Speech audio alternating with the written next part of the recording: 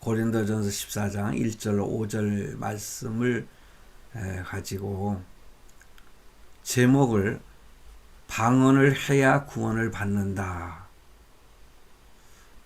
만약에 제가 구원을 받는다 해가지고 마침표를 찍었다면은 전병진 목사가 좀 이상한 거 아닌가 그렇게 생각하실 수가 있겠죠. 합동 보수 신학을 했다는 전병진 목사가 어떻게 저렇게 말할 수 있는가 하겠지만 저는 구원을 받는다에 퀘스천 마크 물음표를 찍었습니다. 왜냐하면은 방언을 해야 구원을 받는다라는 말은 뭔가 문제가 있고 잘못된 것이 있다라는 표현을 나타내는 것으로 제가 물음표를 달았습니다. 그래서 오늘은 제가 방언에 대하여 제가 경험하고 알고 있는 그러한 성경적인 지식을 가지고 간단하게 설교를 하고자 합니다. 방언, 구체적으로 말씀을 드리기 전에 사실 흔히 고린도전서 12장은 은사장이라고 하고 13장은 사랑장이라고 하잖아요. 그리고 오늘 본문이 있는 14장은 사실 방언장이라 그렇게들 표현을 합니다.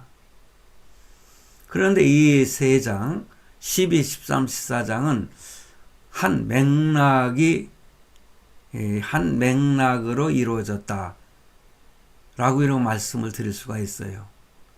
왜냐하면 12장에서는 사도 바울은 다양한 은사를 소개하고 있지 않습니까? 그리고 그 은사로 인해서 자랑에 빠지지 않아야 한다는 것을 강조하는 말씀을 하고 있습니다.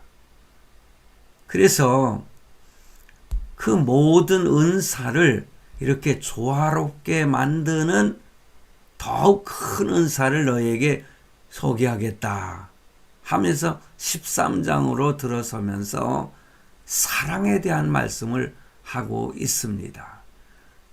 그러면서 이 사랑의 은사가 얼마나 중요한지를 강조하고 있는 것이죠. 또한 그 사랑이라고 하는 그 사랑의 정신을 바탕으로 해서 은사 문제를 접근해야 한다 하는 것을 깨우쳐주기 위해서 사실 본문 14장을 말씀하고 있습니다. 그래서 은사 중에서도 고린도 교인들 사이에 분쟁과 갈등의 화두가 되었던 방언의 은사에 대한 언급을 장황하게 늘어놓는 것입니다. 여러분, 당시에도 그랬지만은요, 요즘에도 방언 문제로 인해서 여러 가지 의견 차이가 있습니다. 때로는 갈등도 일어나고 있습니다. 특히 제목을 제가 잡은 것처럼 방언을 해야 구원을 받는다는 해괴한 주장을 하는 그러한 교단도 있습니다. 나름대로 그들이 주장하는 것을 보면은요, 어느 정도 이해는 갑니다만은 성경은 그렇게 말씀하고 있지 않지 않습니까? 9가지 은사 중에 하나가 방언이지 않습니까? 은사라는 것이죠. 그러면은 방언의 은사를 받지 못한 사람들은 다른 은사들을 다 받았어도 구원을 받지 못한다는 말이냐? 이렇게 우리는 얼마든지 반문할 수가 있습니다. 제가 과거에 그러니까 70년도, 80년도에는요, 이런 일들이 자주 있었어요. 요즘에도 이단들이 얼마나 큰 문제가 되고 있습니까? 그런데 제가 어렸을 때 70년대, 80년대 그때는요. 정말 이단들이 뭐라고 말할까요? 엄청나게 많이 등장을 하고 그랬지 않습니까? 그래서 그 이단 중에 하나였던 그 베델교회 그 목사 있죠. 박덕종 목사라고.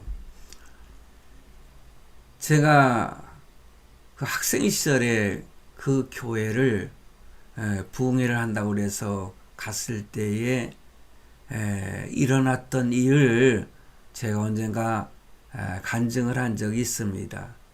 그 사람은요, 자기가 그 뭐라고 할까, 저는 그래도 여기 보니까는 이마가 벗어졌지만은 머리가 좀 있잖아요. 이렇게 다행이다 생각하는데 그 사람은 그냥 싹 이렇게 밀은 것처럼 반들반들 하더라고요. 그러면 자기의 이마에서 성령이 나간다는 거예요. 성령이. 주여 믿습니다 하면은 그 반질반질한 이마에서 성령이 나가서 많은 사람들에게 역사함으로 가지가지 행동이 나타나는 거죠. 뿐만 아니라 자기의 막내, 손가락이, 새끼손가락이 막내라고 이렇게 지칭을 하면서 이렇게 오늘은 네가 좀 수고 좀 해야 되겠다 그러면서 이 손가락에서 성령이 나간다는 거예요. 주여 믿습니다 하면은 저쪽에서 펄떡펄떡 뛰고 저쪽에서 펄떡펄떡 뛰고 나중에는 내가 생각하고 들은 얘기에는요. 그 사람들이 중간중간에 그 사람들이 그 박 목사의 사람들이 둘러앉았다가 펄쩍펄쩍 뛰면서 막 방언도 하고요. 막 큰 소리로 막 할렐루야 할렐루야 하면서 기도도 하고 막 그러니까 다른 사람들이 돌아보면서 깜짝깜짝 놀라는 거예요. 그래서 이 박덕정 목사가 지금도 살아있는가? 저는 그 이후로 다 소식을 별로 들은 바가 없거든요. 그래서 제가 네이버에 쳐봤습니다. 박덕정 목사 이렇게 쳤더니 어떤 필자가 고 박덕정 목사 이렇게 표현을 했더라고요. 그러니 세상을 떠난 거예요. 하나님이 부르셨기 때문에 그 사람이 목사지만은 구원을 받았는지 아니면은 지옥으로 갔는지 저는 모르죠. 하나님이 하시는 일이죠. 그런데 그 필자는요, 자기가 그 교회에 1년을 다녔다나 그랬는데 제가 그 얘기 더 많이 안 하겠습니다만은 죽은 자를 살리는 역사를 8번이라고 하던가 18번이라고 하던가 그랬다는 거예요. 예. 일을 하다가 2층인가 3층에서 떨어져 죽은 사람을 살렸다는 거예요. 그래서 제가 지금 시간이 없어가지고 사실은 다 읽지 못하고 끝냈는데 아주 영적으로 혼돈의 시대였습니다. 그때가 80년대, 70년대. 저는 70년대에 그런 걸 봤거든요. 그런데 그때에 방언을 해야 구원을 받는다는 이 해괴한 주장을 하는 교단이 있었는데 제가 기도원에 갔는데 어느 젊은 전도사가요. 학생들을 데리고 기도하러 왔더라고요. 그런데 그 기도를 하면서 막 사실 전도사가 막 안수를 하면서 막 방언으로 기도를 하는데 나중에 그 전도사하고 저하고 좀 논쟁을 했습니다. 근데 그 전도사는 자기네 교단에서는 그 구원을 받는 것은 이 방언을 해야 구원을 받는다고 주장을 하더라고요. 그래서 참 그 지식이 부족한 저지만 그래도 그게 있을 수 있느냐고 따지고 묻고 이렇게 했던 그때가 기억이 나는데, 그래서 이렇게 저는 그 교단 이름은 말하지 않겠습니다. 왜냐하면 지금 몇십 년이 지났기 때문에 지금은 그 교단에서 뭐 이렇게 달리 주장할 수가 있지 않습니까? 뭐 삼박자 구원이니 오박자 구원이니 하는 그런 교단이었어요. 네.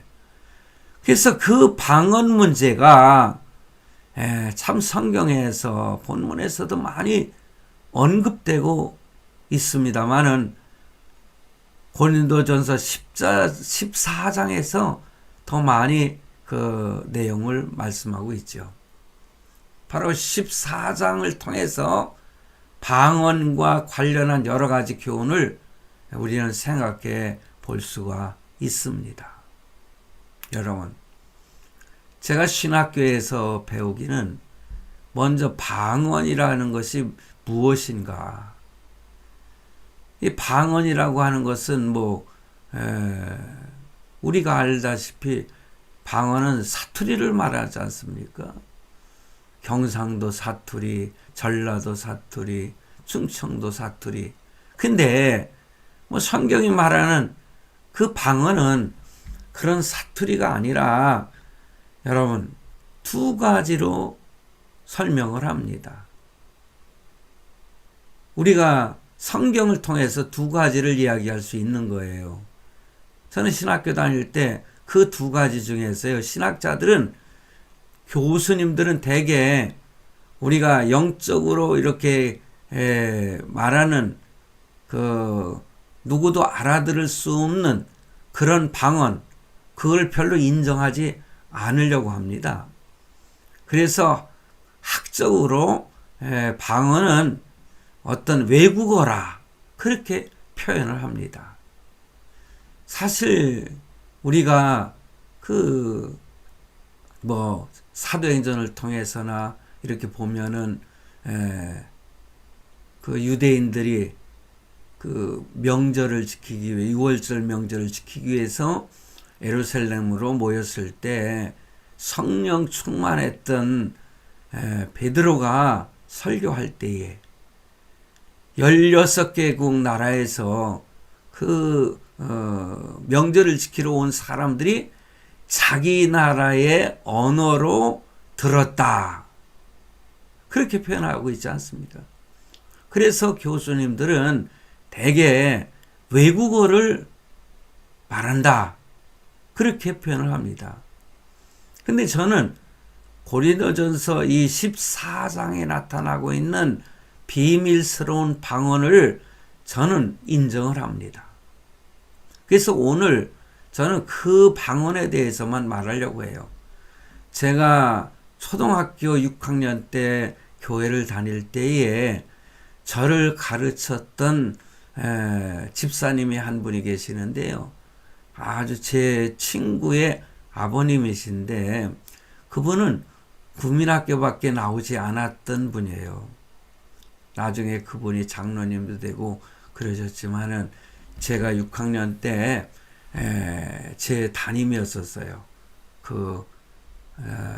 충청도 아산군 둔포면이라고 하는 둔포 감리교였습니다.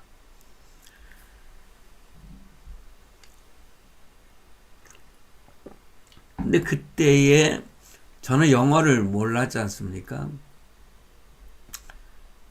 저는 국민학교 때 영어를 안 배웠기 때문에 몰랐어요. 근데 그 담임 선생님이 국민학교 때 그 교회의 주일학교의 담임 선생님이 얼마나 기도를 열심히 하시는지 몰라요. 근데 그분이 기도할 때 딱 들어보면 나중에 알고 보니까요, This is a book, I am a boy, you are a girl, 이런 식으로 막 방언을 한 거예요. 그게 나중에 알고 보니까는 제 친구한테 들어보니까는 아버지가 영어를 전혀 할 줄 모르는 아버지인데 막 기도하다 보면은요, 이 성령 하나님께서 영어를 막 가르쳐 준다는 거예요. 그러면서 어느라는 교회에 중학교 교과서 영어책을 가지고 와서 있잖아요. 그거를 보면서 막 영어를 읽고 말이에요. 그러면서 그건 무슨 뜻이다 그런 거를 성경에서 가르쳐 주더라는 거예요. 성령께서. 그래서 나중에 생각하기를 하나님께서 이렇게 외국어를 방언처럼 또 이렇게 가르쳐 주시는 분들이 있을 수 있구나. 저는 그걸 깨달았어요. 그래서 교수님들이 말씀하고 있는, 그리고 성경이 말씀하고 있는 그 말씀이 설교하는 사람이 자기네 말로 유대 언어로다가 설교할 때에 뭐 히브리 사람들이죠. 그럼 아니 그리스 사람들은 뭐 헬라어로, 아니면은 미국 사람들은 영어로, 뭐 프랑스 사람들은 프랑스어로, 이게 그렇게 들을 수 있구나. 저는 그걸 그래서 인정을 한 적이 있습니다. 그래서 이렇게 뚜렷한 외국어로 들리는 방언이 있고, 또 하나는 전혀 뜻을 알 수 없는 소리로 표현된 방언. 그래서 오늘은 바로 14장에 나타난 알 수 없는, 뜻을 알 수 없는 소리로 표현된 방언에 대해서 저는 오늘 말씀을 드리고자 하는 것입니다. 고린도 교회에서 행해졌던 이 방언은 일반적으로 전혀 뜻을 알 수 없는 소리로 표현된 방언이었습니다. 성도 여러분, 저는 어떤 사람은 방언이 필요 없다, 방언은 별로 그렇게 중요한 것이 아니다, 그렇습니다. 그럴 수도 있어요. 그러나 성경을 읽어보면은 그 알 수 없는 고린도 교회 성도들이 그렇게 자랑스럽게 생각했던 그 방언, 이 방언에 유익이 있을 수 있다는 거죠. 왜 하나님께서는 방언의 은사를 주셨을까? 언뜻 보면은 방언의 은사는 별로 유익이 없는 것 같습니다.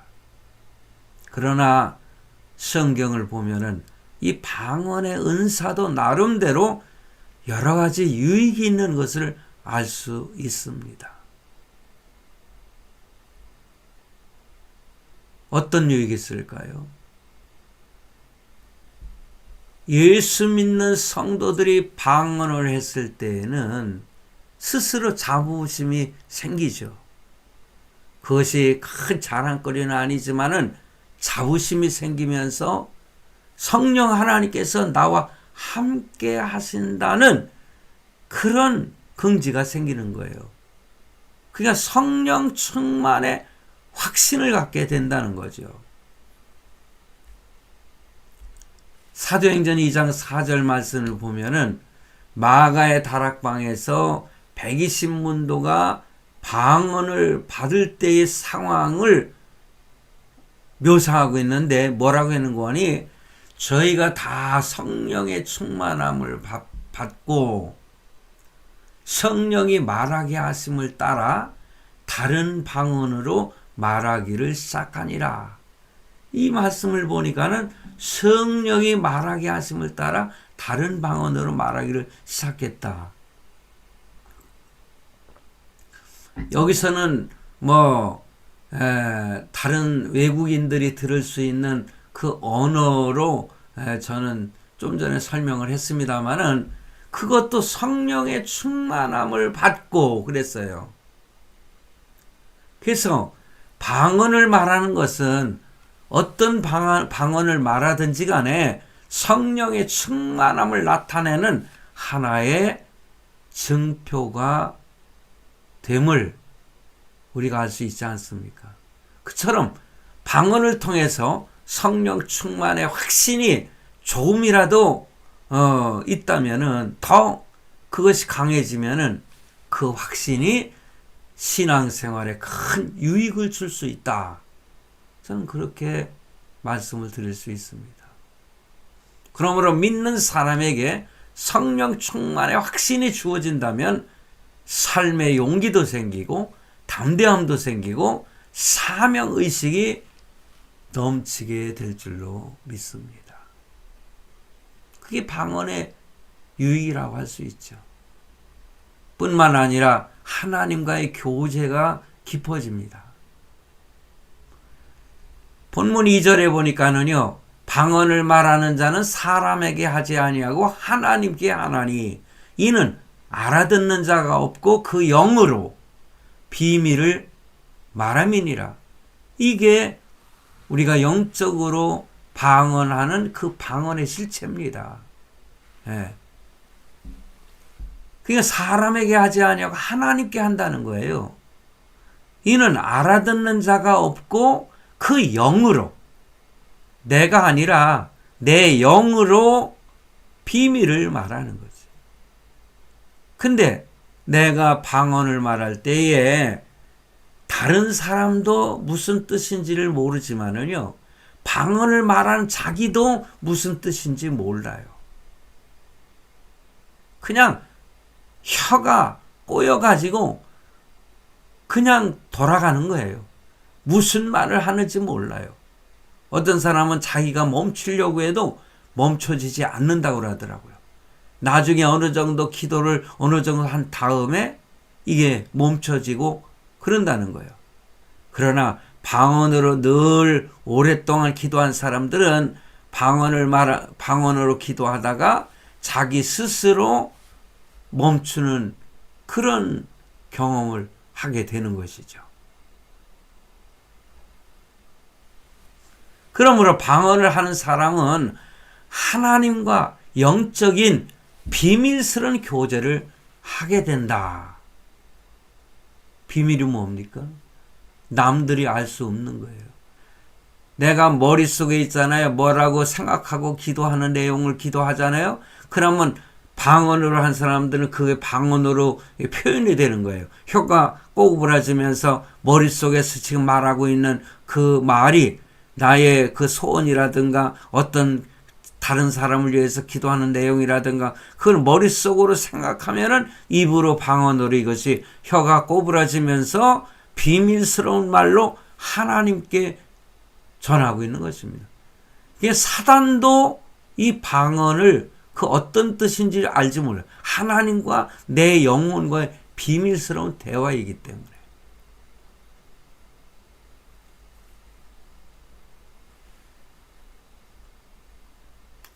그런데 오늘 본문 5절까지지만 14절 말씀을 보면은요, 내가 만일 방언으로 기도하면 나의 영이 기도하거니와 그랬습니다. 나의 영이 기도한다. 나의 마음은 열매를 맺히지 못하니라. 이 말씀은 자신의 인간적인 생각이나 마음도 그 비밀을 알 수 없다는 거예요. 즉 오직 자기와 그 자기의 영혼과 하나님만이 알 수 있다. 그러니 제가 좀 전에 말한 것처럼 내 생각은 이 방언 그 기도하는 내용인데 방언으로 나온다. 때로는 내가 생각지 아니해도 내 영혼은 내 혀를 통해서 방언을 통해서 수없이 하나님께 아뢰고 있는 것입니다. 내 자신에 대한.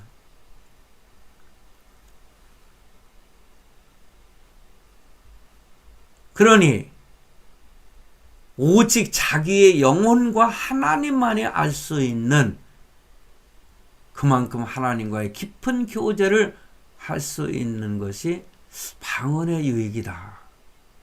저는 그렇게 생각을 합니다. 그리고 4절 말씀에 보면은 자기의 덕을 세운다고 그랬어요. 다른 사람에게 덕을 세우지 못하고 자기 자신에게는, 그래서 4절에 방언을 말하는 자는 자기의 덕을 세우고, 자기의 덕을 세우고, 근데 예언하는 자는 교회의 덕을 세우나니. 물론 사도 바울이 이 말씀을 하는 의도는 자기의 덕을 세우는 방언과 교회의 덕을 세우는 예언을 이렇게 비교하면서 방언보다는 예언을 하는 것이 더 우월하다. 이것을 얘기하는 것입니다. 그렇지만 방언이 자기의 덕을 세운다는 거예요. 왜냐하면 방언으로 기도하게 되면 어떤 사람들은 1시간도 좋고 2시간도 좋고 자기의 기도를 마음껏 할 수 있는 것을 보면은 자기에게 얼마나 큰 유익입니까? 예? 그러니까 자기의 견고한 신앙의 건축을 한다고 할 수 있겠지요. 조금 전에 말한 것처럼 방언을 통해서 확신을 얻게 되고 그 확신으로 삶의 용기와 담대함과 사명의식을 얻게 되면 점차 자신은 견고한 신앙인이 되는 거 아니겠어요? 또한 하나님과의 깊은 교제를 통해서 위로와 평강을 얻게 되고 그 위로와 평강으로 삶의 지혜와 명철을 얻게 되면 점차 자신은 성숙한 신앙인이 될 수 있다는 거죠. 그럼 그처럼 방언은 성숙한 신앙인이 되도록 도움을 준다. 그러니 방언의 유익이라 할 수 있습니다. 때로는 제가 이제 그 공동체에서 기도를 하다 보면은 방언하는 사람들이 여기저기 함께 기도를 하잖아요. 그럼 막 뜨겁게 기도하면은 옆에 있는 다른 성도들도요, 자기는 방언을 못해도요, 얼마나 뜨겁게 기도를 하는지 몰라요. 그러니 공동체에 유익을 또 끼치는 거 아니겠어요? 함께 기도하는. 근데 참 오히려 그것으로 인해서 해를 끼치는 경우도 없지 않아 있어요. 유익을 끼치는 것도 있지만은 해를 끼치는 경우가 있어요. 그리고요, 방언을 들어보면은 이게 진짜 성령으로 인해서 방언하는 건지 아니면 귀신이 그 방언을 하도록 만들어 가지고 현혹하고 다른 사람들 기도를 못하게 하는 경우, 이런 경우가 많이 있습니다. 제가 교회를 하면서 새벽 기도를 하다 보면은요, 우리 교회 성도가 아닌 분이 이따금씩 와서 막 방언으로 기도하는 걸 봐요. 그래서 저도 기도를 하다 보면 그 방언 소리를 들으면은 뭔가 좀 이렇게 참 마음에 평안이 오고 또 나도 기도하게 되고 그러면 좋은데 이상하게 막 걸려요. 영적으로 막 짜증이 나고요. 아우, 저렇게 기도하는 거 계속 그대로 놔야 되는가. 근데 어느 날 새벽마다 기도 나오는 권사님이, 목사님, 나 어떤 그분 때문에 자꾸 기도를 못 하겠어요, 그러더라고요. 그래서 어느 날 제가 기도하다가 강단에서 내려가서 그 자매에게 가가지고 제가 그랬어요. 이러해서 우리 그 새벽 기도 하시는 성도들이 너무 힘들어 하니까 다른 교회 가서 기도하시면 어떻습니까? 제가 점잖게 그랬더니 그 다음 날부터 그분이 우리 교회 새벽 기도를 안 나오더라고요. 그렇게 하는 겁니다. 근데 진짜 방언을 하면은요, 다른 사람들이 얼마나 듣기 좋은지 몰라요. 제가 학생 때예요. 근데 그 여학생 중에 하나가, 우리는 학생 때는 더 많이 기도했거든요. 철야 기도하면서 새벽 기도까지. 그 어떤 자매, 그 여학생이 방언을 하는데요, 얼마나 아름답게 방언하는지 몰라요. 그 자매는, 그 여학생은 성령께서 있잖아요.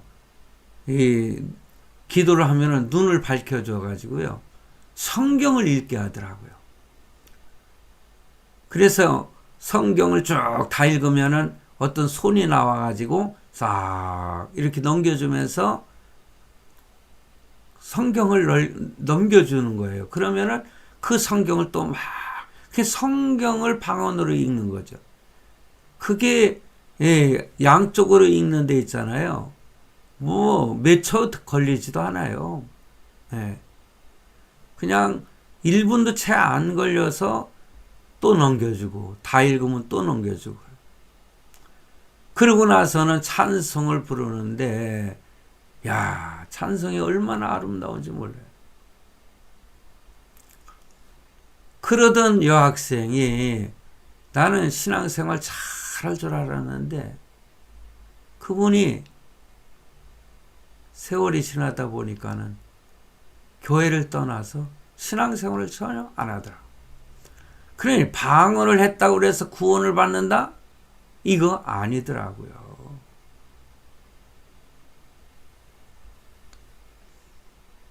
여러분, 방언 기도가 이렇게 유익을 줄 수 있지만은 폐해도 있어요. 좀 전에도 제가 말씀을 드렸습니다만은 유익보다는요, 폐해가 더 많습니다.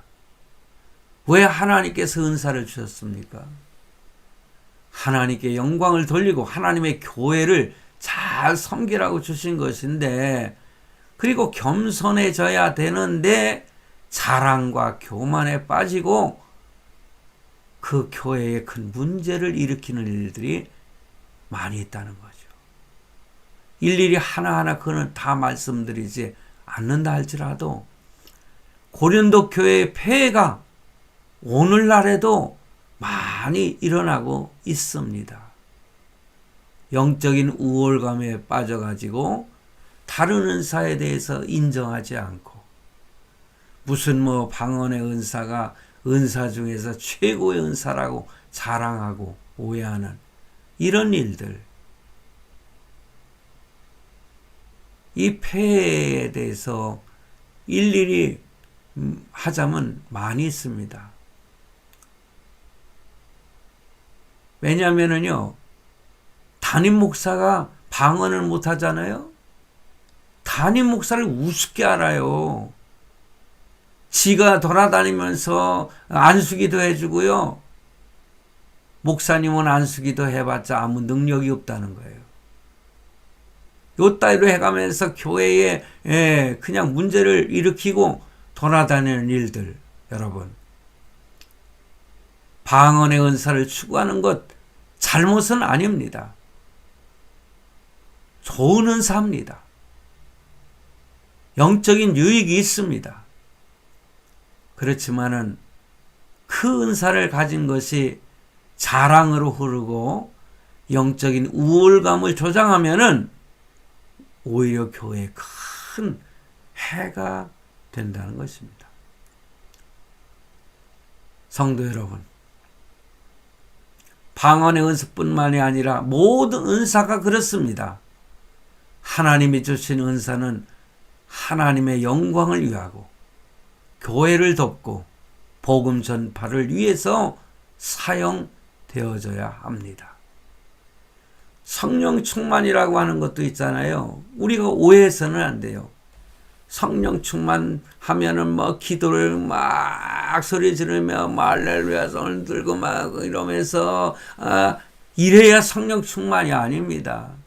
조용히 묵상 기도하는 성도도 성령이 충만한 사람들 많이 있습니다. 그러니 우리가 성령의 역사를 보면은 우리가 오해해서는 안 될 부분들이 얼마나 많은지 몰라요. 성도는 누구에게나 나름대로의 은사가 있습니다. 그 은사를 통해서 나를 드러내는 것이 아니라 항상 주님을 드러낼 수 있어야 하고, 은혜를 받으면 받을수록 더욱 겸손해져야 하는 것이 성도가 취해야 될 마땅한 일이다. 그러므로 항상 겸손한 심령으로 은밀한 곳에서 하나님의 나라를 위해 크게 쓰임받는 모든 성도가 되시기를 바랍니다. 기도하시겠습니다.